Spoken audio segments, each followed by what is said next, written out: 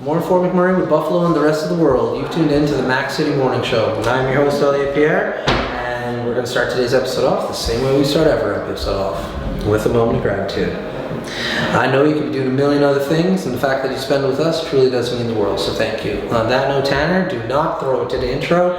This is the holiday special brought to you by Norrell Toyota, Coldwell Banker, as well as it's a fundraiser, but not a fundraiser, it's a give-a-thon for the United Way. So please click the link below or above and get to the donating spirit. As you know, at home, I do not introduce my guests because they can do a better job at that than myself. So can you please tell everybody at home who you are and what you're about? I'm Mike DeRange, and I'm a longtime resident of Fort McMurray. My family goes back here generations, and these days I'm kind of a bit of a activist in some areas, pushing for Indigenous development, and at the same time I'm a proud father of 5, and yeah, it's all good. 5? Proud, yeah, 5, yeah, and 6 grandchildren. What? I didn't know that, bro. What are, like, I'm not going to put you on the spot with ages and names, because, like, I couldn't do it, but, like, what are the age ranges? Like, what's the gap there? Oh, the age ranges, so my oldest one, I think is 31 now, and then my youngest one just turned 16 and just got her license the other day. So we're happy about that. And then my grandchildren, I think one's going to be a teenager here right away, 12, 13 years old, and then the youngest one is 1.5 now. So we're going right across the board, man. So you got grandchildren close to children's age. Yeah. Like they're going to high school together. Don't mess with you. That's the thing, man. Listen, growing up, born and raised in Fort McMurray, that's the one thing you knew, man. When the boys came up from up north or down south, you knew they're coming connected. They're related. Like, you say one thing to one, it's coming back. You know what's coming because your guys' families are so big. Yeah, that's awesome. So close. We all still keep in touch with each other, you know, we all still work together. Because, you know, there's a lot of things happening between the communities right now, a lot of tough things going on right now, you know, in a lot of our communities, you know, like especially Fort Chip right now, you know, we got a lot of, you know, people who passed away through sickness and young people. And so there's still a lot of social issues that are happening that are, you know, really detrimental to our communities right now. And you know, so, you know, my prayers go out to my community in Fort Chip and also to my family in BC too right now. And there's a lot of things going on right now, and you know, so it's good that we stick together. It's good that we help each other, and it's good that, you know, we bring people together like this because that positive energy is so needed right now. Yeah, in the communities, and that's what you do. You know, you bring people together, and that's why I like doing interviews. Yeah, I try to, like, because especially in this community, we have so many good people that want to get involved. And then if you give them the opportunity to, or the platform to, like, say what they want to talk about, all of a sudden they come out of the woodworks, you know? And you're just one of those guys who over the last, like, year or so has just really showcased himself as, like, I was a leader in industry, but that has given me a voice. So let me utilize that to, like, help raise up other people in my community, because you're a very well-known person, just not in this light, but now I've seen the numbers on those videos, man. You have people watching. Yeah, I'm surprised people across Canada, like some of my own family too, they've seen my videos and reached out to me, you know, people I haven't known before. And that was your idea of TikTok, which was a great idea. You know, because now my family's on TikTok now, and they're saying, hey, I've seen your videos, so not just here, but even on the other side of Canada too. So the numbers are still climbing, it's cool, the message is still getting out there.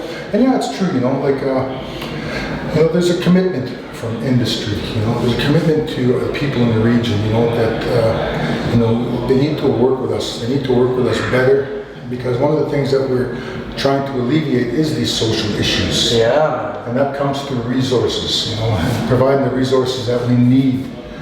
You know, so when they end contracts the way they've done with my company, you know, for a person like myself, you know, and when you said that, you know, we don't do stuff like this, up to this point, I was kind of always in the background, and that's the way I liked it, you know. I never wanted to be up on stage talking, you know, I never wanted to be up on stage with a message, you know, I just wanted to be in the background, working my company and doing that thing, but, you know, life has a way of throwing things at you, you know, and making you go through changes that you need to go through changes.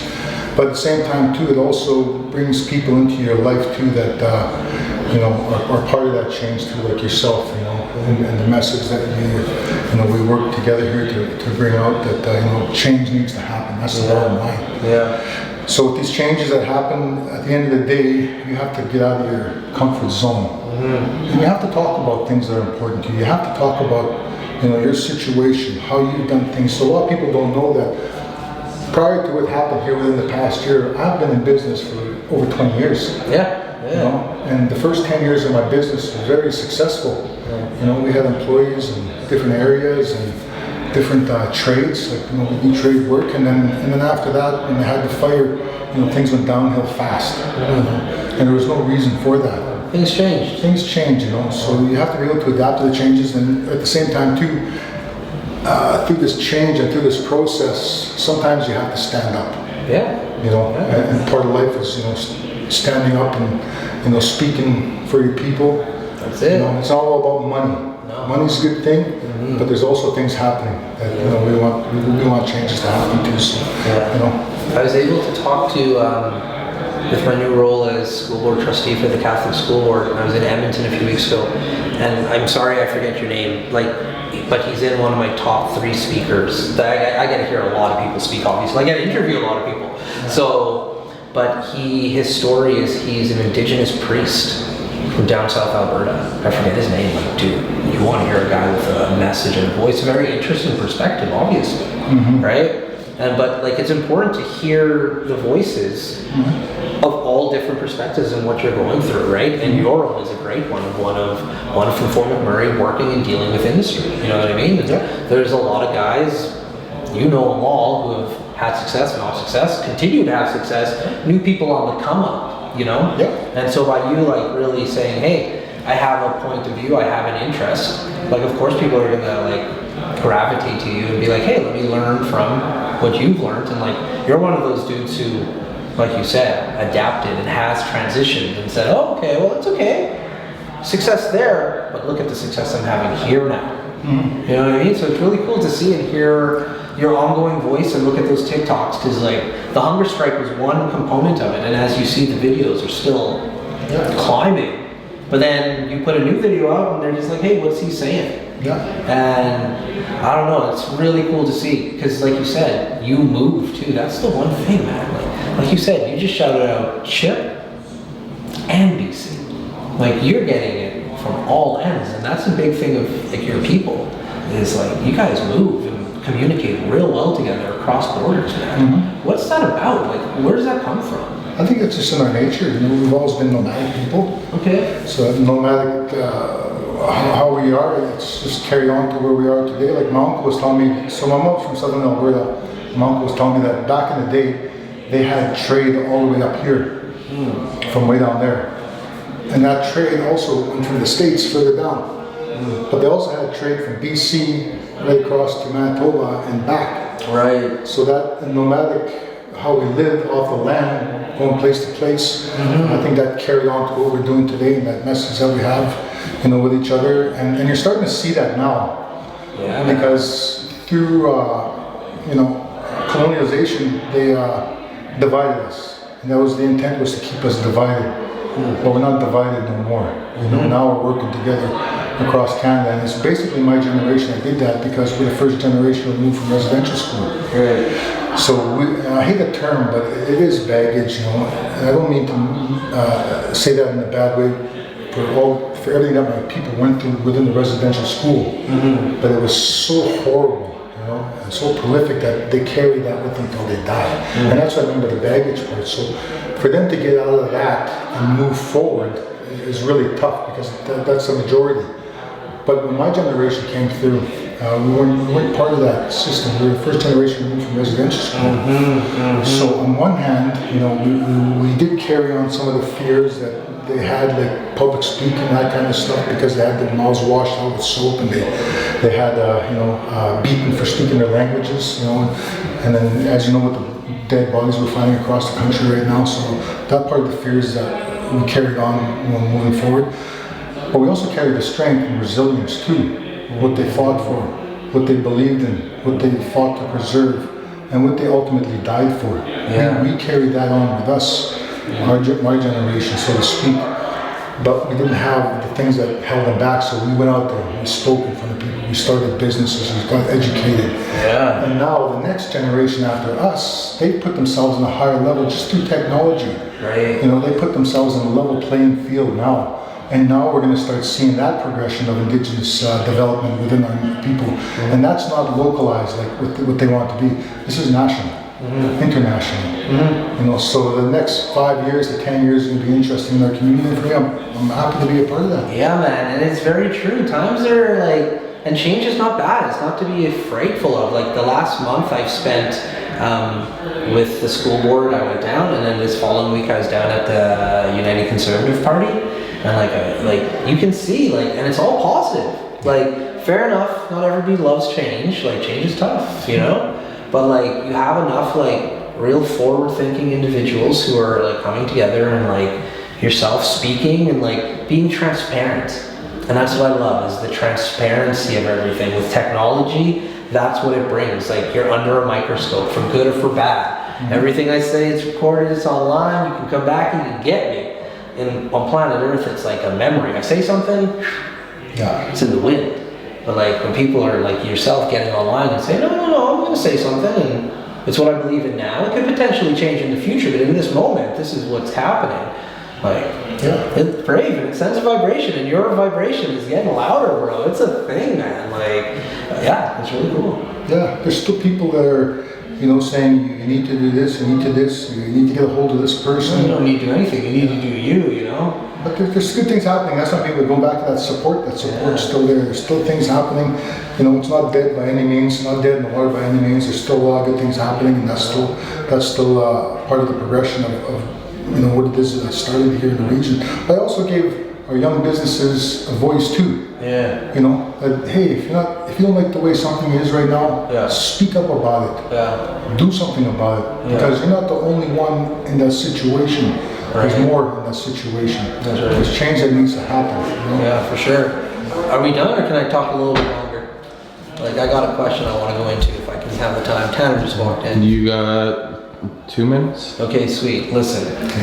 Seasons are changing. We're talking about change. We're going into winter now. It should have been winter already, but that's neither here nor there. Let me hear about your activities. What are you excited about with this new season coming out? How are you spending that recreational time? Well, the creek's froze over, so there's trails I make. I have a 5 kilometer trail, a 7 kilometer trail, I have a 10 kilometer trail, and I make those trails every year in the bush there. I go out by myself for 1 hour to 2 hours to 3 hours. I also more like 3, I think. I also do fat biking, you know, which I love doing. So I got studded tires on my bike, and you know I do a lot of riding from my place down to downtown and back, and you know. So I love the winter season. Me too, my kids like doing skiing and stuff like that, and you know, I like getting out there in the morning times. Do hikes when it gets like 20 below, 30 below, 40 below. You know, I love that kind of stuff. Yeah. Nice. I knew it because like we spent enough time during that hunger strike. We talked a lot, so I knew winter. This guy's gonna. I love winter. I'm a winter baby. Yeah. Like summer for me, it's like it's nice. It's whatever. You know, I'll work on my tan.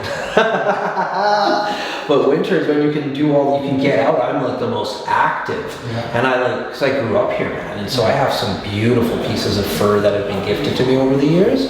Man, I put on those gloves. I put on like a rabbit hat and some beaver gloves, bro. Yeah. I don't like -40. I'm taking off the gloves. Like, man, this is too hot. It feels like a microwave in those things. Like, I don't know if you remember, but last Christmas, it was like sub-Arctic here. And the triathlon club had a walk. And so I went out and everybody's freezing. I'm wearing my like real Fort Mac gear. Came over, man. I don't care what the temperature is. I can be outside. So I love the winter. And I was like, this guy looks like we spent enough time. I was like, in the summer, that I was looking, I was like, no, I think this is a winter baby right here. Yeah. So you've got it lined up. Cool. It's cool how you like winter, because where you're from, there's no winter. And you handle the winter better than people who are from here. Yeah, so like my dad hates it to this day, but I'm born and raised, right? So February. Anyways, Tanner says we gotta wrap it up. My bad, I love talking to Mike. Okay, before I cut you loose, everybody gets a shameless shout out or plug. So you have the mic, the camera, the lights. Have fun. Well, like I said, you know, there's a lot of things going on in my communities right now, so I just want to say a big shout out to my family, my friends out there going through a tough time, and that, you know, 2025 has been a rough year. 2026 will be better. Just gotta stick together, stay positive, pray work together, and and then that's the whole intent of being human, a good human being, so to speak. So to everybody that supported me out there, 100%. Everybody's still supporting me out there, 100%. Change is important. Change is happening. There we go. Well, for McMurray and Buffalo, the rest of the world, that's been another episode of the Mac City Morning Show. From the bottom of my heart, thank you for tuning in. Big shout out to our title sponsor, Norel Toyota, as well as Carrie from Patchouli Rose and the beautiful people at Coldwell Banker. Remember, this is the United Way Christmas special, so please, please, please get into that donating spirit. Hopefully you guys are having a great day. We'll see you tomorrow. Peace.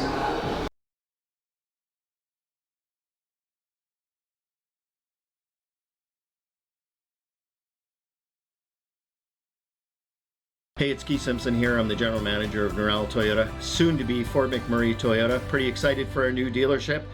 We're here to take care of you. Come on down and be part of our family.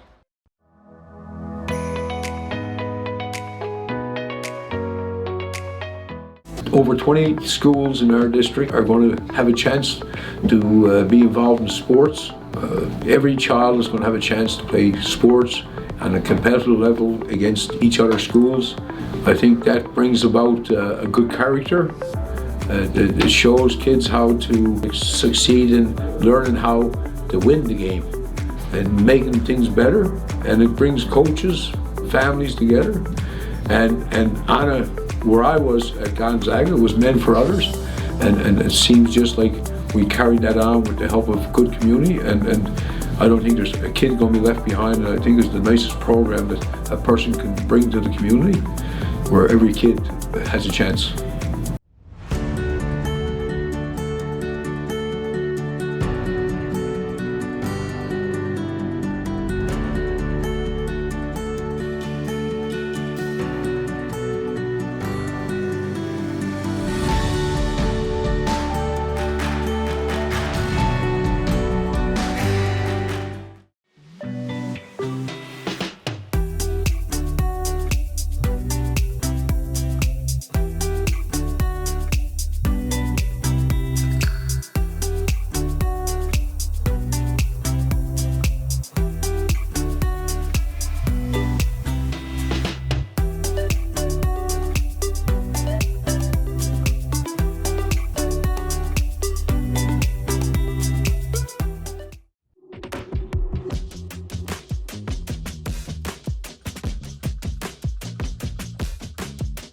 Print and Platinum started back in 2017. We wanted to be different from other print shops. Like, it's kind of corny, but we do care about our product at the end of the day. When I screen print an order, I feel like that is my canvas, right? I feel like that's like me putting out my artistic value into the world. I love the problem solving when it comes to the screen printing side of it, because there's so many variables. When it all comes together, it's just music.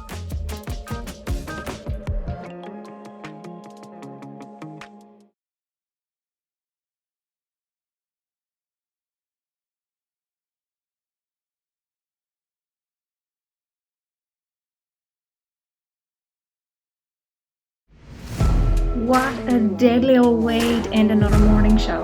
Later, boss. It's so ballistic!